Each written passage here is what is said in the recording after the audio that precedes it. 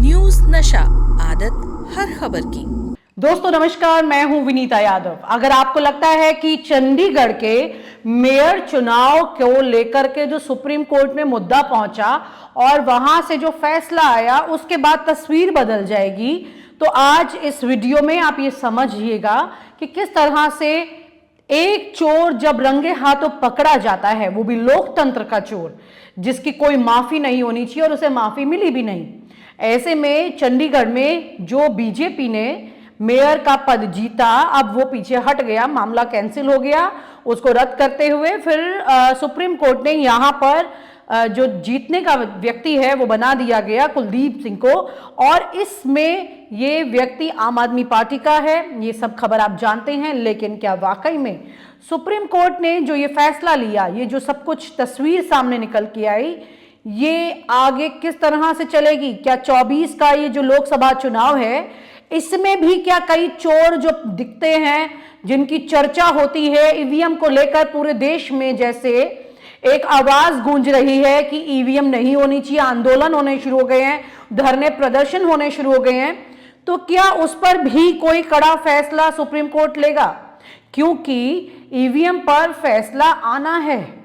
Electoral bond पर आया। Electoral bond के इस फैसले के आने के बाद लोगों को यह लगा कि बहुत सही ये फैसला आ गया है, लेकिन ये सही फैसला थोड़ा देरी से आया। अगर ये थोड़ा और वक्त से आ जाता तो बहुत कुछ फर्क इसमें पड़ जाता और वाकई में इस फैसले के कई मायने बदल जाते। खैर, अब ये फैसला हो चुका है इलेक्टोरल बॉन्ड का, लेकिन ईवीएम का फैसला अभी है। अगर वक्त से ये आ जाता है तो वाकई में सुप्रीम कोर्ट यहां पर दिल जीत लेगा सबका और लोकतंत्र की गरिमा में चार चांद लगा देगा।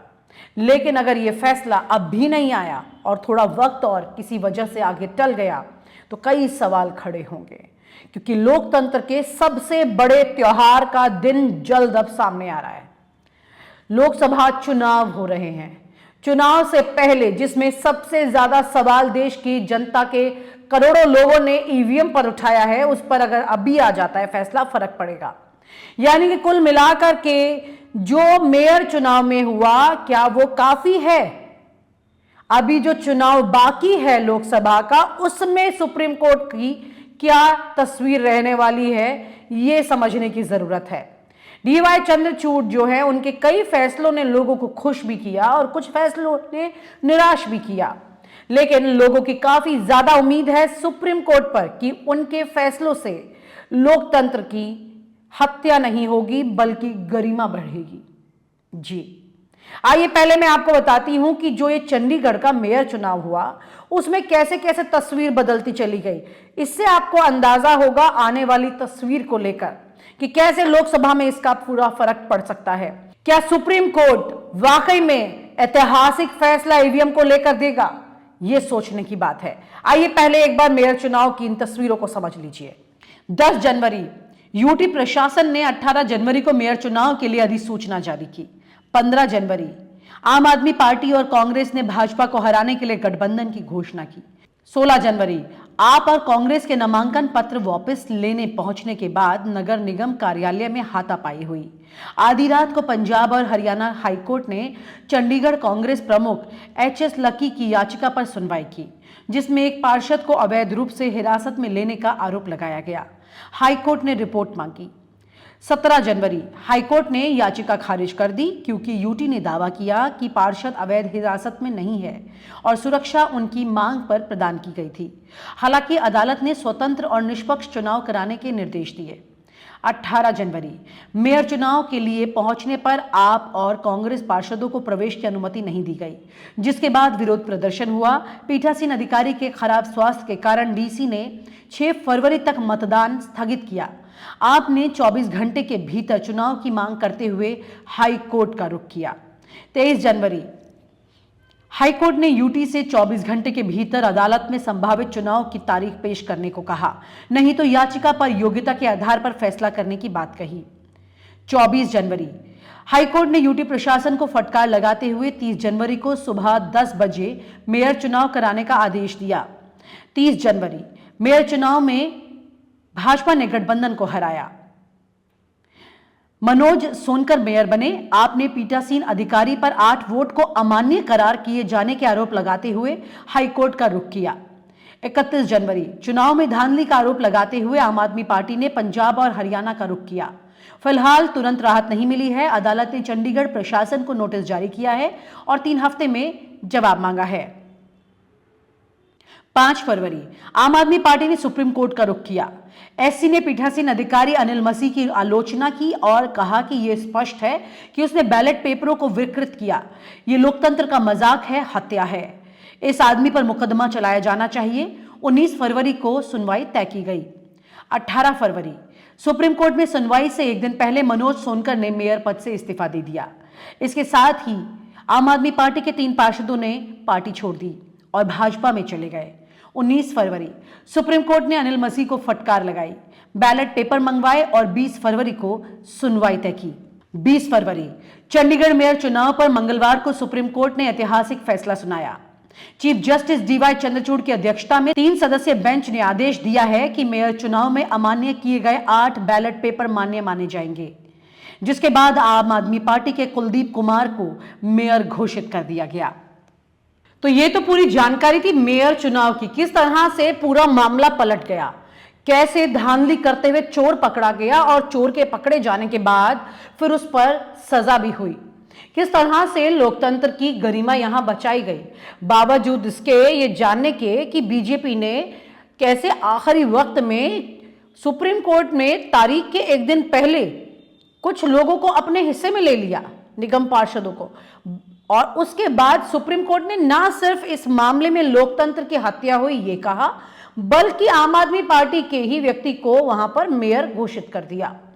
जो काम चुनाव आयोग का है, जो चुनाव आयोग को करना है, वो काम सुप्रीम कोर्ट ने किया। इस देश में ये पहली बार नहीं हुआ है कि किस तरह से यहां पर तस्वीर बदल जाती है, किस तरह से यहां पर यह देखना होता है कि कैसे सुप्रीम कोर्ट देश की गरिमा को बचाता है। लेकिन इस वाले मामले में यहां पर ऐसा हुआ क्योंकि सुप्रीम कोर्ट ने जो काम यहां पर किया वो दरअसल चुनाव आयोग का काम था। ये कॉल लेना चुनाव आयोग के हिस्से में आता है कि जब कैमरे के सामने सीधे सीधे कोई व्यक्ति लोकतंत्र की हत्या करते हुए पकड़ा जा रहा है तो चुनाव आयोग उस पर एक्शन ले।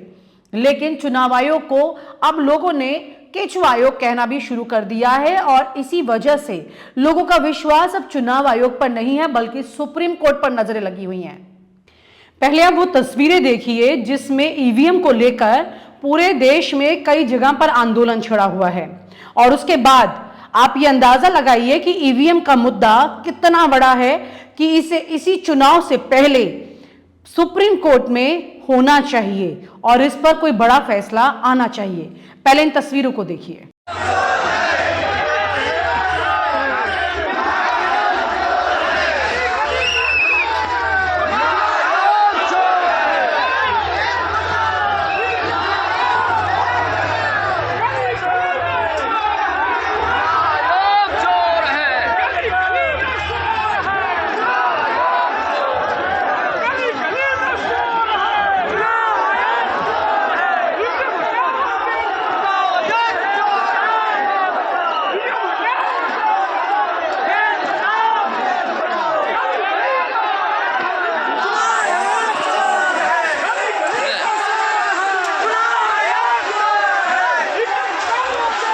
अंदर में आ जाओ, अंदर आ जाइए।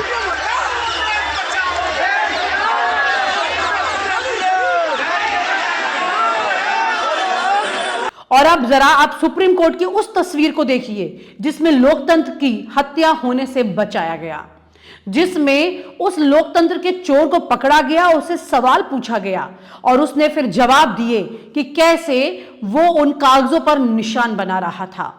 क्या वाकई में सुप्रीम कोर्ट इसी तरह की मुस्तैदी के साथ में ईवीएम पर भी फैसला सुनाएगा? पहले उस वीडियो को आप देखिए और सुनिए कि कैसे चंद्रचूड़ की बेंच के दौरान ये सवाल उससे किए गए अनिल मसीह से। Mr. Masih, I'm asking you questions. If I find that you are not giving me a truthful answer, you'll be prosecuted. Every word which you say, you'll be held liable for what you say. So, you're not in a political contest, you are in a court of law. Please understand that. It's a very serious matter. We have viewed the video on the last occasion. I want to ask you, what were you doing looking at the camera and crossing out, putting your marks to cross out the ballot paper? Sir, there was a works these councillors were making so much noise, camera, all these. And that's why I'm looking why cameras they are talking about. That's why I was looking at the cameras. There was so much noise, camera. This was all the voice coming. That was the only reason. But why were you putting marks on the ballot paper? Sir, after completing the process of the voting, I had to sign all the ballot papers, and those ballot papers were defaced. I just given my just highlighting that it should not be mixed again. That was the only reason. Why were you? It's very obvious in the video that you look at some of the ballot papers. Some of the ballot papers, depending on whether the cross is at the top or the bottom, you put your signature and put the ballot paper in a tray. Where the cross is at the other end of the ballot paper, you put an X mark on the ballot paper. It's also very clear that you are putting the X mark in the ballot paper. Did you or did you not put an X mark on certain ballot papers?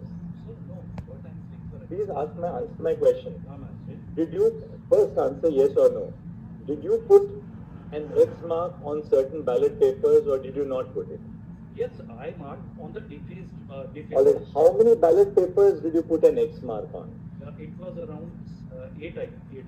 So 8 ballot papers you put an X mark, Yeah. right? No text, sir, just I think what I'm highlighting, it should not be mixed again the others paper. And immediately after that. Speak in Hindi if you're yes, comfortable. yeah, it seems. Yeah, yeah. जैसे ही वो sir हुआ उसके बाद immediately आप party के एक counsellor मनोहर और प्रेमलता आए। वो उन्होंने मैंने ये बोला कि इतना 12 और 16 8 हुआ है, वो आए और उन्होंने आके सारे बैलेट पेपर को स्नैच करके भागने लगे और उनको डिस्ट्रॉय करने लगे, फाड़ा। और चंडीगढ़ पुलिस के मार्शल्स ने उनको आकर बचाया और वापस उन सभी बहुत जद्दोजहद हुई वहां पर। जो ये आप काउंसलर थे इन्होंने लेकर भागने लगे। It is quite. पर आप बैलेट पेपर को डिफेंस आप क्यों कर रहे थे? और अब जरा उस तस्वीर को भी देख लीजिए जो कि लोकतंत्र की गरिमा को बचाने के बाद में चंडीगढ़ में जश्न के तौर पर दिखाई दी। उसके बाद मैं एक खास बात आपको बताऊंगी।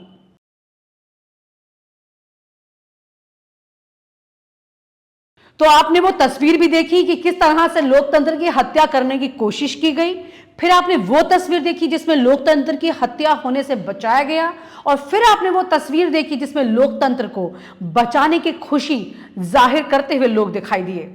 अब यहां पर सबसे बड़ी बात यह है कि देश के लोकतंत्र का सबसे बड़ा त्योहार सामने है, लोकसभा चुनाव सामने है, और इस दौरान कितने सारे अधिकारी जगह जगह पर होंगे और कितनी जगह पर पहले शिकायतें आ चुकी हैं।